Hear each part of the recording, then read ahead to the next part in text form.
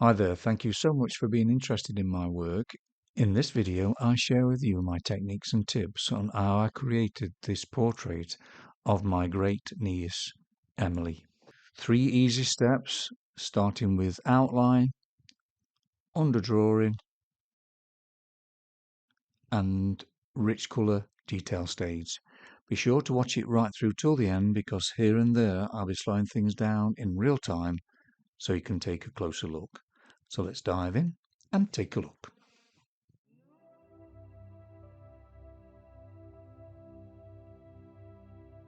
Right, just going to run through this pretty quick, this outline, using a quarter grid again, and first of all just doing very light marks, getting the big shapes in.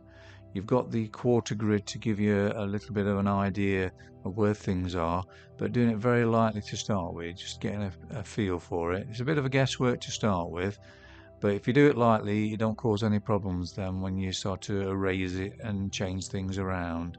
It's a good idea to keep your reference image small enough so you can see the whole image. This way you won't get a distorted view when you're drawing it. That's one of the tips I can give you on this. And then once you're happy with the idea of the position, then you can start firming things up. Now, like I say, it's a bit of guesswork to start with, so I'm just using a line through the nose, then a line across horizontally for the eyes, the nose and the mouth, and then just really feel your way and then go back firming up the other areas and get those to feel right. Then I can go back to the face then. What I'm aware of is to try and get overall balance, you see, so you're going backwards and forwards comparing one area with another. You can use a vertical plane, the horizontal plane, just to see how things line up with each other. I'm really connecting to the energy of the subject as well, so I'm bringing that reference image into my heart and drawing from there rather than coming out of myself with tunnel vision and focusing too much on the details. Now for the underdrawing stage, these are the pencils I'll be using. Starting off by ghosting the outline with a Faber-Castell kneadable razor and then just going around the head there with some white, just to give me an idea of the edge of the skin tone. I'll put the background in on the rich colour stage, but for this underdrawing I'll just do a little bit of white there. And then I'm putting white down, so light pressure where it's mid-tone, more pressure where it's lighter, and then just glazing over with yellow ochre, warm red and olive green, and a bit of blue here and there. Because I'm using grey as a surface, use the white to create tones, then glaze over the top with the red, yellow ochre, and then desaturate it with a green because it's complementary to red, which creates natural shadows. Now to plan out the lips and the actual colour, just adding that cold and warm red together for the lips, bit of white, but it's all done very loose. I'm not interested in getting the value right, the chroma right, or even the temperature. It's all about getting the shapes in the right place. So it's all about correcting the outline and creating a little bit of form which acts as a roadmap ready for when I put the rich colours on. If you're enjoying this video, why not subscribe? It's absolutely free and then you're sure not to miss any of my future videos. Now for the lace here, it's same principle, really, just using the white just to draw it out. I love the underdrawing stage because it's a chance to be sort of spontaneous and loose, and you're experimenting with colours as well, so it's quite interesting to see how they mix together, and it all comes in handy for when you're doing those details and rich colours later on. Now it looks a bit sort of sketchy and liney when you first do this, you know, but don't worry because all these little marks you're making now all comes in handy when you're putting the rich colours over the top. It all sort of creates that texture of the skin. Now, fingers can be a bit awkward to draw. It's only when you start putting the light and shade in there to give it some form that it starts to shape up, because they always look a bit strange when you do the outline. So just adding this little bit of underdrawing does help. Now the hair, these are the colours I'll be using, the basic colours to start with, keeping it nice and simple. So just using the brown white just to sort of map it out, and then just glaze over a bit of yellow ochre and a bit of burnt sienna and green in areas. But basically you're just using the brown and white just to map out all these sort of the movement of the hair. So it's just see it as rhythm and movement, and then just draw that and just roughly glaze over. Now for the basic shape of the slipper, I'm using the same colour of the pastel mat, 706 it is. Then I'm using a pink from the Carbothello range, and then using green and grey to desaturate it, and then the warm red. So a mixture of that really, just for the basic shape and the idea where things are. Same with the ribbon here, just a bit of warm red there, and then just using that pink. Now for the dress, I'm using these colours here to create a nice and easy way of mixing the colours. So you're mixing your own greens and your purples. So it's just a sort of basic idea of what the colours are going to be. So using blue and red obviously for the purple, green, yellow, blue and yellow, and orange, your red and yellow. So it's just a basic sort of mixture with these simple colours. This all helps to keep you relaxed as well, because you're not really concerned about getting the colour that accurate at this stage. It's just getting everything in place, creating that sort of roadmap for all those nice rich colours you'll be putting in later. Just like to take this opportunity to thank all my patrons for their wonderful support every month. I can't thank you enough, it means the world to me. If you're considering joining me on Patreon and would like the benefit of longer, slower and more in-depth videos, please check out the link in the description below for more details. All the videos I put on now are all in real-time audio, real-time video, so you get a real flavour, and I'm speaking as I'm doing it, explaining why I'm doing these things. So if that interests you, please check out the link in the description below for more details. Right, decided to do the background first before I start putting the rich colours in the face and the clothes and everything.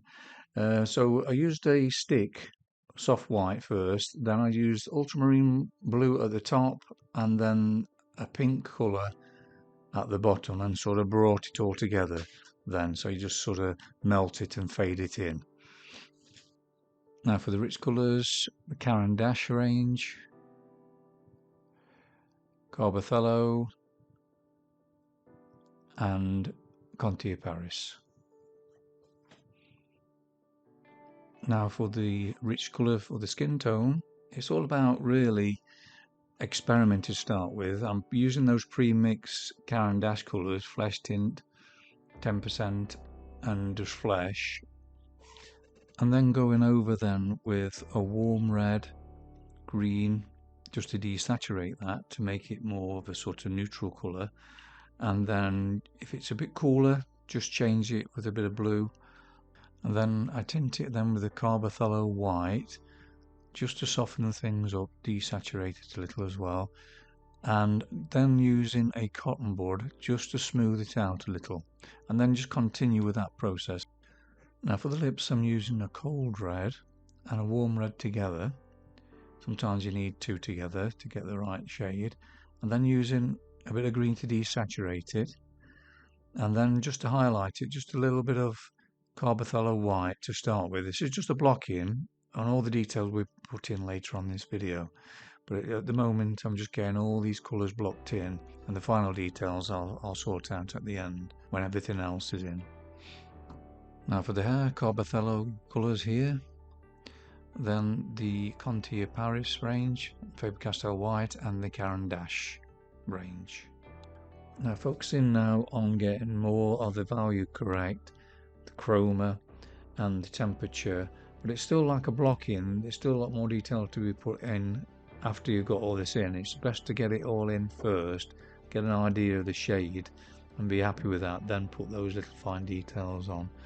Now all the hard work's been done with the underdrawing, you've got a roadmap there now, so it's just a case of going over it with darker colours and just sort of making it sort of subtle where it's the skin tone and the hair, just using that white just to blend it in.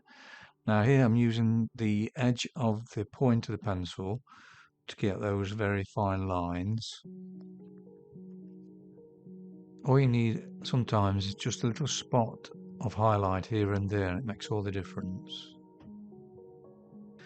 Just needed to soften these eyebrows up, so I'm using burnt sienna, then tinting it with white, Carbothello white, and then just using a little bit of brown just to define it more, and then a little bit of yellow ochre as well in places, just to make all the difference. Now the slipper was interesting to do because pink, to desaturate pink, is using green again and then using red for the darker areas, so similar to flesh tint really. Using the complementary of colour does make a difference with the shadows. It creates real nice subtleties. So here I'm using the red and the green together, just like the face like I mentioned. Then to get that satiny look, I'm putting that fresh highlights here and there.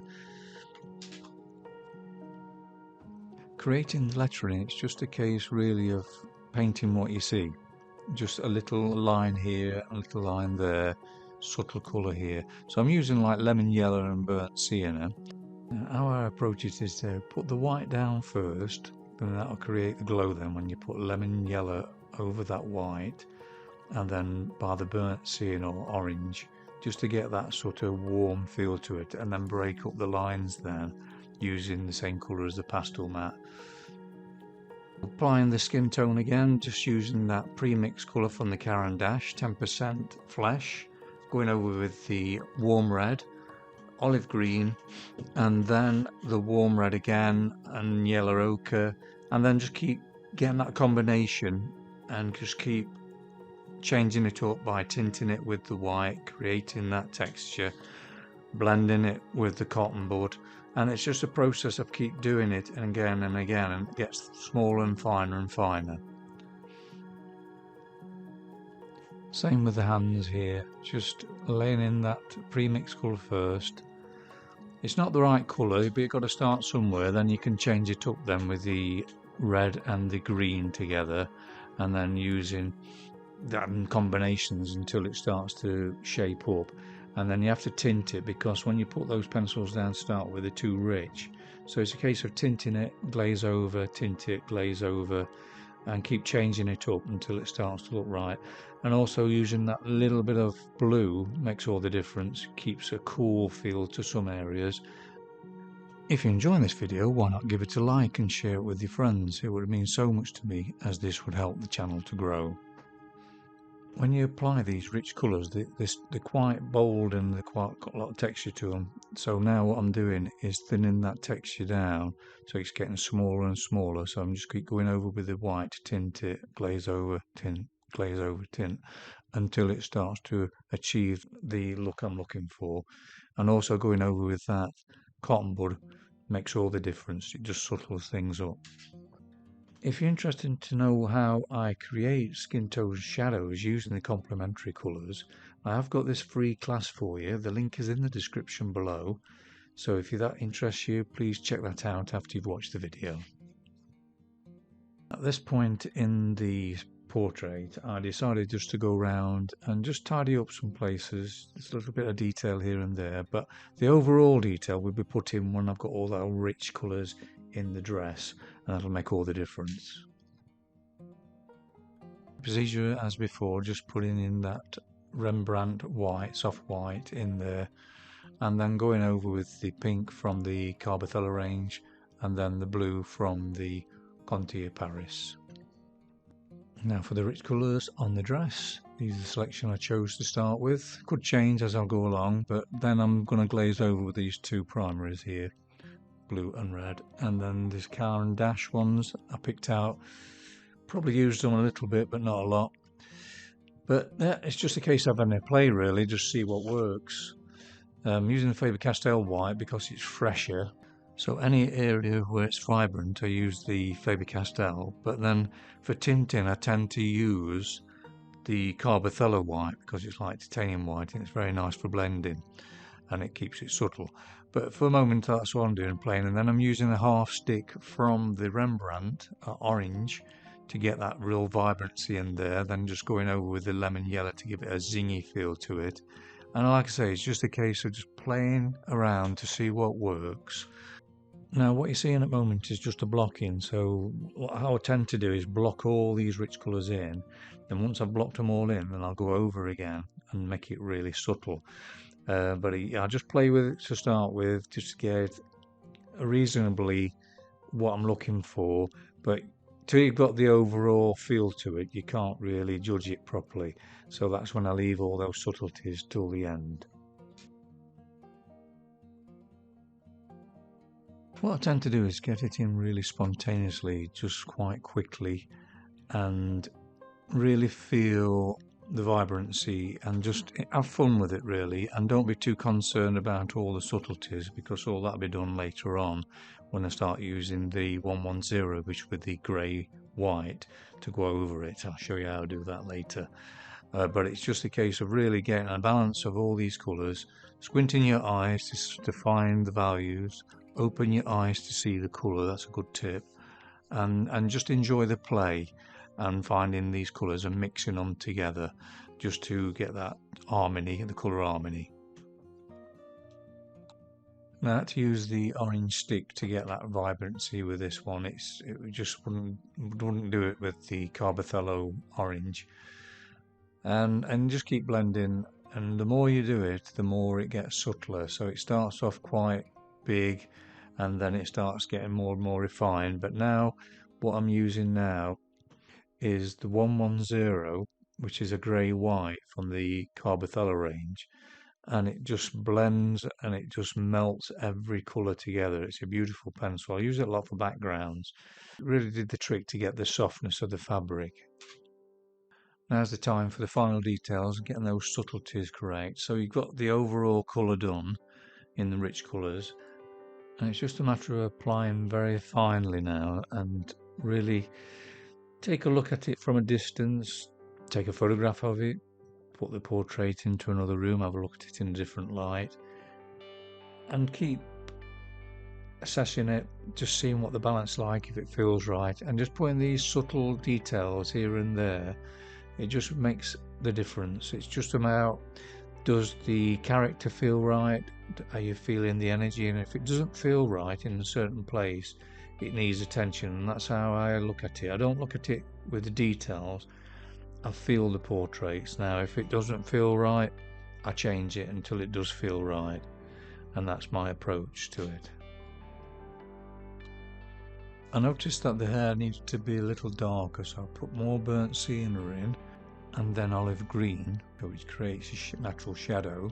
So I put that in and then started to put real subtleties in there with the brown, so very, very fine lines. So I'm not pressing on in the pencil at all. I'm just letting the tooth of the pastel mat take the pigment off the pencil as I'm moving across the surface. That's the best approach really, because if you press on, you get too much of a thicker line. When you're using the cotton bud, just dab with it rather than scrape it across, because if you scrape it across, you'll just take all the pigment out there. So just a little bit of detail here and there, it does make a difference. Thank you so much for watching the video right till the end, really appreciate it. If you've enjoyed it, please give it a thumbs up and share it with your friends. It would be really helpful, help the channel to grow. It's been very fascinating to do. I love all these sort of pastel-y colours. I hope you've enjoyed it too. If there's any questions at all, please leave a message in the comment section below this video and I'll get back to you as soon as I can. But in the meantime, if you want to see any more of my work, please check out this video here. Take care. Bye.